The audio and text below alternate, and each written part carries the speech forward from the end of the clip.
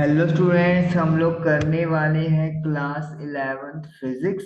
और आज हम लोग फर्स्ट चैप्टर की फर्स्ट क्लास स्टार्ट करेंगे। तो चलिए शुरू करते हैं आज का पहला क्लास, चैप्टर नंबर 1, जिसका नाम है यूनिट्स एंड मेजरमेंट। चलिए, what is the meaning of units, what is the meaning of measurement, उसकी बात करेंगे हम लोग। सबसे पहले तो देखिए, मेजरमेंट से चलते हैं, स्टार्ट करेंगे हम लोग। मेजरमेंट क्या होता है? किसी चीज की एक ऐसी वैल्यू जो आप किसी को बता सकते हो क्वांटिटी वाइज, जिसको आप मेजरमेंट कर सकें। सपोज करो, अगर मैं कहूँ कि किसी कपड़े की लेंथ कितनी है, तो आप उसको बता सकते हो कि 2 मीटर है, 3 मीटर है, 2.5 मीटर है। तो this is what, this is measurement. अब मैंने यहाँ पर मीटर लगाया है। हो सकता है कोई यहाँ पर 2 सेंटीमीटर भी यूज कर ले, हो सकता है कोई 2 किलोमीटर भी यूज कर ले, सपोज कर लो। तो what is this metre, centimetre, kilometre, this is units. तो मतलब वैल्यू मेजर करनी है, और किसके रेफरेंस में मेजर कर रहे हैं वो बातें आपको इस चैप्टर में पता चलेंगी, यूनिट्स एंड मेजरमेंट में। सबसे पहले बात जो आपको याद रखनी है या आपको पता होनी चाहिए, what is a physical quantity. एक फिजिकल क्वांटिटी क्या होती है?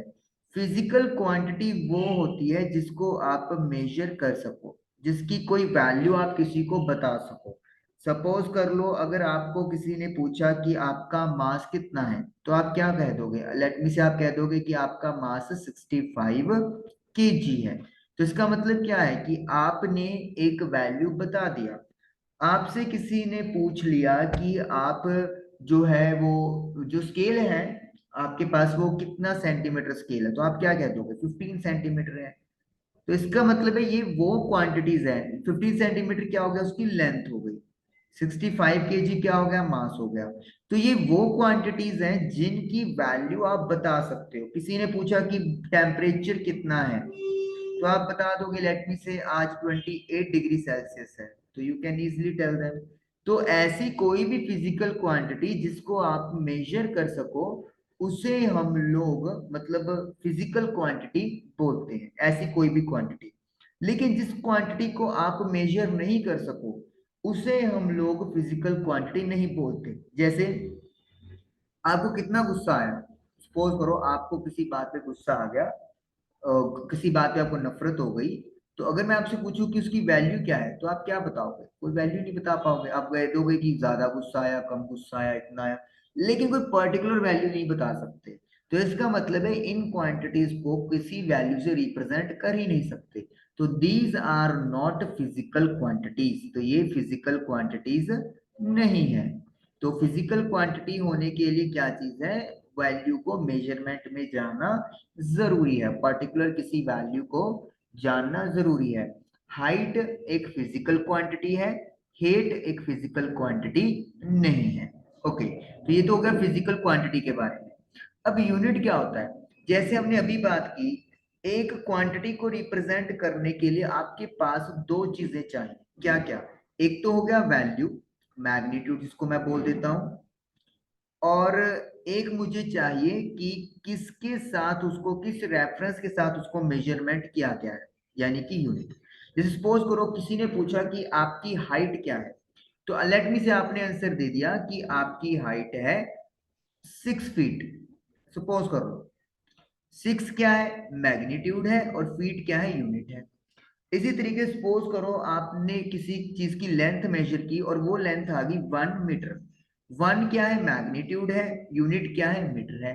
यानी कि अगर आप इसको मीटर में मेजर कर रहे हो तो इसकी वैल्यू 1 आएगी।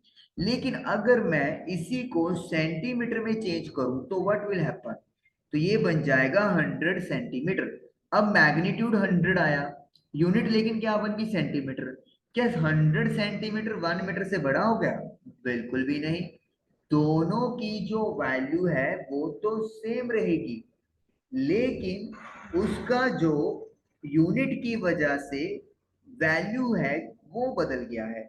यहां पर 1 मीटर है, लेकिन मीटर को जैसे ही मैंने सेंटीमीटर में बदला, तो 1 जो है वो 100 के इक्वल हो गया।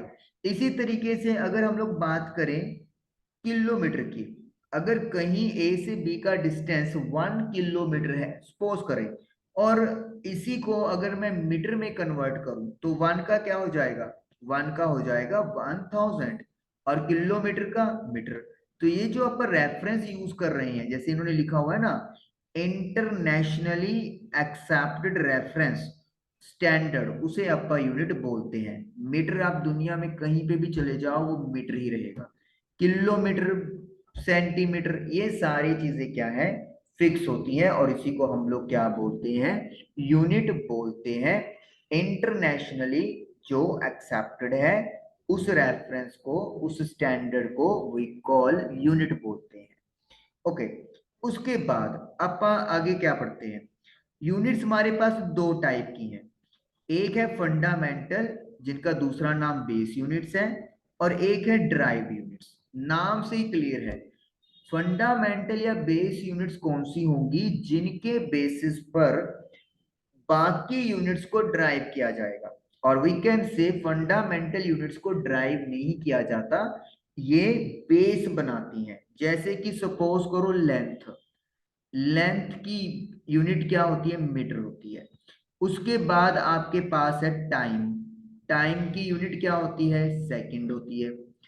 मास, मास की क्या हम लोग कर सकते हैं, लेट मी से केजी कर लेते हैं हम लोग। तो ये क्या है, ये सारी फंडामेंटल या बेस यूनिट्स हैं। इनसे अगर मैं कोई और यूनिट्स बनाता हूं तो उन यूनिट्स को बोलते हैं ड्राइव्ड यूनिट्स। जैसे सपोज करो आपको पता है वेलोसिटी, वेलोसिटी की यूनिट क्या होती है, मीटर पर सेकंड। मीटर किसका आया, लेंथ का आया। सेकंड किसका आया, टाइम का आया। यानी कि लेंथ और टाइम से मिलकर वेलोसिटी की यूनिट बना दी। इसी तरीके से फोर्स की अगर बात करें तो what is the formula of force, mass into acceleration. तो मास केजी, एक्सेलरेशन क्या होता है, मीटर पर सेकंड स्क्वायर। तो मीटर कहां से आया, लेंथ से आया। और सेकंड का स्क्वायर, सेकंड का स्क्वायर मतलब टाइम का स्क्वायर। तो इसका मतलब है जो यूनिट्स बेस हैं उनको फंडामेंटल यूनिट्स बोलेंगे, और उनके ऊपर या उनसे जितनी यूनिट्स बना दी उनको बोलेंगे हम लोग ड्राइव्ड यूनिट्स।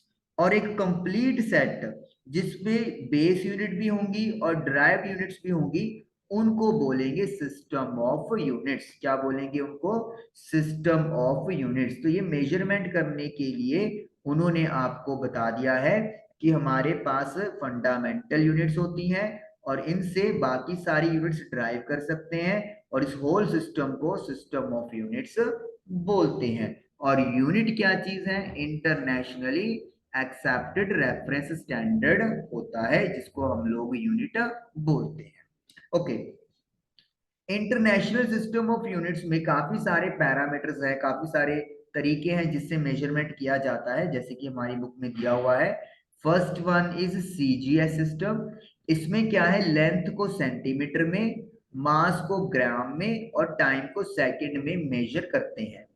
देन एफपीएस, ये ब्रिटिश में यूज किया जाता है, ब्रिटिश सिस्टम में आता है। ये क्या है, जो लेंथ है वो फुट में मेजर करते हैं, मास पाउंड में, और टाइम को सेकंड में मेजर किया जाता है। देन एम के एस, इसमें क्या होगा, लेंथ को मीटर में, मास को किलोग्राम में और टाइम को सेकंड में मेजर किया जाता है। तो बेस यूनिट्स जो है लेंथ, मास और टाइम के लिए सीजीएस, एफपीएस और एमकेएस में इस तरीके से ली जाती हैं। सी का मतलब सेंटीमीटर, जी का मतलब ग्राम, एस का मतलब सेकंड, एफ का मतलब फुट, पी का मतलब पाउंड, एस का मतलब सेकंड, एम का मतलब मीटर, के का मतलब किलोग्राम, एस का मतलब सेकंड। तो ये चीज है जो वो आपको याद रखनी है। ओके, उसके बाद आफ्टर दैट आज के टाइम में प्रेजेंट, मैं बताता हूँ यहाँ पे कहाँ लिखा हुआ है, सिस्टम ऑफ यूनिट जो आज के टाइम पे यूज किया जाता है, जो इंटरनेशनली एक्सेप्ट किया गया है, वो क्या है, वो है एस आई, जिसकी फुल फॉर्म है सिस्टम इंटरनेशनल ऑफ यूनिट्स, जो फ्रेंच में है। और ये जो चीज है इसको अगर हम लोग बोले, इनमें डेवलप किया गया, किसने डेवलप किया, ये ब्यूरो इंटरनेशनल पॉइंट्स मेजरमेंट ने, BIPM, BIPM, the international bureau of weights and measure, BIPM ने 1971 में इनको रिवाइज किया गया। और ये further general conference on weights and measurement November 2018 में इनको रिवाइज किया गया। तो मतलब ये सारे मॉडिफिकेशंस हैं कि कब कब क्या क्या हुआ। तो ये जो सिस्टम है, एसआई सिस्टम जो आप लोग यूज करते हो, हम लोग यूज करते हैं, वो डेवलप किया गया है। ओके, तो ये आपके सामने देख सकते हैं आप, 7 यूनिट जो है वो बेस यूनिट्स हैं जो आपके सामने इस समय प्रेजेंट है। लेंथ की यूनिट है मीटर, सिंबल स्मॉल एम। मास की किलोग्राम केजी। टाइम की सेकंड एस। इलेक्ट्रिक करंट की एम्पियर कैपिटल ए। टेम्परेचर की केल्विन कैपिटल के। और अमाउंट ऑफ सब्सटेंस को मोल एम ओ एल ई, और इसकी जो सिंबल है वो एम ओ एल से रिप्रेजेंट किया गया है। तो 1 2 3 4 5 6 एक और होएगी यहाँ पर लाइट की, यस, ल्यूमिनस इंटेंसिटी, कैंडेला सी छोटा, डीबी छोटा। तो ये है आपके सामने 7 बेसिक यूनिट्स। और इसकी जो साथ में आपको ये जो दिया हुआ है कॉलम, ये वाला डेफिनेशन, ये बताया गया है कि कैसे किसी यूनिट को हमने मेजरमेंट में लिया है। 1 मीटर का मतलब क्या है, 1 किलोग्राम का मतलब क्या है। ये सिर्फ नॉलेज पर्पस के लिए है, अगर आपको इंटरेस्टेड हो तो आप रीड कर सकते हो। एग्जाम में इससे कुछ भी नहीं पूछा जाता। ओके, उसके बाद आपके पास ये तो हो गई 7 बेसिक यूनिट्स। इसके अलावा 2 सप्लीमेंट्री यूनिट्स भी चलती हैं, रेडियन एंड स्टीरेडियन। रेडियन को समझने के लिए क्या करते हैं, एक सर्कल ड्रॉ कर लेते हैं, क्योंकि आप 10th क्लास में एरिया ऑफ सेक्टर आप पढ़ के आए हो, तो उससे आपको समझने में आसानी रहेगी।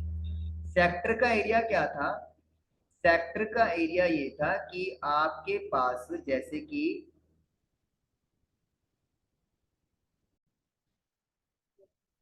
आपने क्या देखा था कि ये दो रेडियस है ओ ए एंड ओ बी, और ये सेंटर पर एक एंगल होता था थीटा, तो ये एरिया ऑफ सेक्टर होता था।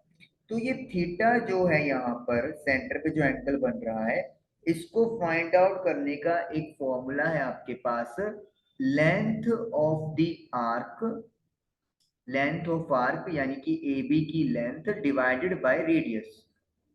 तो जब आप लेंथ ऑफ आर्क को रेडियस से डिवाइड कर देते हो तो आपको थीटा मिलता है, और जो थीटा की यूनिट है वो रेडियन होती है। थीटा की जो यूनिट है वो रेडियन होती है, जैसे कि आप यहाँ पर भी देख सकते हो। ये सर्कल के लिए एप्लीकेबल है, यानी कि 2D ज्योमेट्री के लिए एप्लीकेबल है। सर्कल की 2D से अगर फिगर आप 3D में बनाओगे तो सर्कल का क्या बन जाता है, स्फीयर बन जाता है। ये भी आपने मैथ में देखा है, जैसे हेमिस्फीयर, स्फीयर, तो ये 3D ऑब्जेक्ट्स होते हैं। तो इसमें क्या होता है, इसमें भी वही चीज है, जहां पे आपने एंगल थीटा लिखा, यहाँ पर ये ओमेगा यूज कर रहे हैं, डी ओमेगा। थीटा को रिप्लेस कर दिया ओमेगा से। वहां पे आपने लेंथ ऑफ आर्क लिया था, यहाँ पे आप देख लो कि एरिया ले रहे हैं ये। तो एरिया डिवाइडेड बाय, वहां पर रेडियस था तो यहाँ पर रेडियस का स्क्वायर लेंगे। तो इसका मतलब क्या चीज है, अगर आप length of arc upon radius निकालते हो तो वो रेडियन होता है 2D में। अगर आप एरिया अपॉन रेडियस का स्क्वायर निकालोगे तो वो ओमेगा होगा, दैट इज टी रेडियन। ये स्फेरिकल शेप के लिए है, और वो आपका सर्कल के लिए है। Basically 2D and 3D, radian and steradian. तो ये 2 सप्लीमेंट्री यूनिट्स हैं जो आप लोगों को याद करनी है। ओके, उसके बाद आपके पास जो लास्ट चीज आज हम लोग देखेंगे वो ये है, एक तो ये टेबल, ये आउटसाइड एसआई है। आउटसाइड मतलब एसआई में हम लोग इनको कंसिडर नहीं करते। जैसे मिनट है, आपने पता है कि अगर आप मिनट को यूज करना चाहते हो तो पहले आप इसको सेकंड में कन्वर्ट कर लेते हो, तो वही फंडामेंटल यहाँ पे है। आवर को सेकंड में, डे को सेकंड में, तो मतलब ये सारे कुछ यूनिट्स हैं जो अपन यूज करते हैं, लेकिन वो एसआई से बाहर है। कुछ यूनिट्स आपको पता है, कुछ यूनिट्स नए हैं, आपको लर्न करने की जरूरत नहीं है, टाइम टू टाइम ये आते रहेंगे आपके सिलेबस में, आप उनको करते रहेंगे। ये इंपॉर्टेंट पैराग्राफ है कि जब हम लोग मोल का यूज करते हैं तो हमें एंटिटी क्या ले रहे हैं उसको स्पेसिफाई करना जरूरी है। मतलब एटम्स हैं, मॉलिक्यूल्स हैं, आयंस हैं, इलेक्ट्रॉन्स हैं, या कोई और पार्टिकल है, तो हमें वो मेंशन करना होता है। नॉर्मली 1 मोल कोई भी चीज उठा लो तो उसके जो वैल्यू होती है वो 6.022 इंटू 10⁻23 होती है। लेकिन वो एटम्स भी हो सकती हैं अगर एक ही एलिमेंट की बात हो रही है। अगर किसी कंपाउंड की बात हो रही है तो फिर उसके मॉलिक्यूल्स लिखे जाएंगे। अगर वो कोई आयनिक कंपाउंड है तो फिर उसके आयंस लिखे जाएंगे। अगर इलेक्ट्रॉन्स की बात हो रही है तो इलेक्ट्रॉन्स लिखे जाते हैं। तो मतलब मेंशन करना जरूरी है कि ये मोल जो है वो एटम्स हैं, मॉलिक्यूल्स हैं, आयंस हैं, हाइड्रोजन है, सॉरी इलेक्ट्रॉन्स है, क्या है। एक सिंपल सी एग्जांपल देता हूं मैं आपको। अगर मैं यहाँ पर 1 मोल ऑफ हाइड्रोजन की बात करूं तो यहाँ पर क्या आएंगे, 6.022 इंटू 10⁻23 एटम्स। 23 H2 की बात करते हैं अपन, H2 की। अगर मैं H2 की बात करूं हाइड्रोजन गैस की, तो हाइड्रोजन गैस के 1 मोल में इतने मोलिक्यूल्स आएंगे। लेकिन अगर मैं नंबर ऑफ एटम्स की बात करूंगा तो मुझे, क्योंकि H के पैर में 2 लगा हुआ है, तो मुझे इसको भी 2 से मल्टीप्लाई करना पड़ेगा। यानी कि 12.044 इंटू 10⁻23 एटम्स। तो इसीलिए कहा उन्होंने कि मेंशन करना जरूरी है कि आप 1 मोल अगर बात कर रहे हो तो वो एटम्स की है, इलेक्ट्रॉन्स की है, आयंस की है, क्योंकि फिर वैल्यू आपके आंसर में चेंज हो जाएगी। ये चीज है। तो आज का सेशन बस इतना ही, थोड़ा बेसिक ही बताना था आपको। फंडामेंटल यूनिट्स क्या होते हैं, ड्राइव यूनिट्स क्या होते हैं, यूनिट क्या चीज होती है, और मतलब कैसे एसआई सिस्टम बना थोड़ा सा जस्ट, और क्या बेसिक यूनिट्स हैं और क्या सप्लीमेंट्री यूनिट्स हैं। एक और जो आप चीज याद रख सकते हो वो ये चीज है आज के लिए, कि जब आप एक सिस्टम से दूसरे सिस्टम में जाते हैं तो N1 is equal to N2U2, ये वाला फॉर्मूला याद रखिए। What is this? अगर सपोज करो मैं यहाँ पर 1 मीटर की बात करता हूँ तो that is equal to 100 centimetre. 1 N1 है मतलब numerical value, U1 unit metre, N2 मतलब न्यूमेरिकल वैल्यू, और U2 किस यूनिट की बात कर रहे हैं। तो जब भी आपके पास चार में से तीन क्वांटिटीज होंगी तो आप N1U1 is equal to N2U2 लगा दोगे तो आपका आंसर निकल कर आ जाएगा। ये आपको बताता क्या है कि ओवरऑल जो वैल्यू है वो सेम रहेगी, चाहे आप कोई भी यूनिट यूज कर लो। अगर मैं 1 किलोमीटर की बात कर रहा हूँ तो it will be equal to 1000 metre. लेकिन अगर मैग्नीट्यूड की बात करेंगे तो ये सेम रहेगा। फर्क क्या है कि किलोमीटर में इसका मैग्नीट्यूड 1 है, मीटर में इसका मैग्नीट्यूड 1000 है, लेकिन है ये दोनों सेम वैल्यू को रिप्रेजेंट कर रहे हैं। तो आज का सेशन इतना ही। Thank you for watching the video.